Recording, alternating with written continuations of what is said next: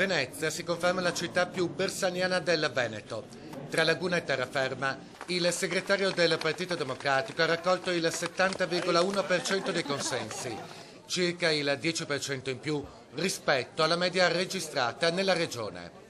Un risultato al di là di ogni più rosea aspettativa, anche per i dirigenti locali del PD, storicamente fedelissimi al leader. È andato benissimo da tutti i punti di vista.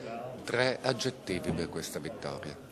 Bella, entusiasmante e una vittoria che ci rende felici. Il capoluogo è lo specchio di quanto accaduto in provincia, da Portogruaro a Chioggia, dove in media il 67,3% di chi si è recato a votare ha scelto Pierluigi Bersani. Il segretario ha vinto in tutti i 44 comuni del veneziano, ma in modo diverso a seconda delle aree. Nella zona sud con percentuali bulgare come a Conaffi, Sodartico e Dolo. Nel Veneto orientale con battaglie all'ultimo voto, soprattutto a Fossalta di Piave, Concordia Sagittaria e Cinto, Caomaggiore.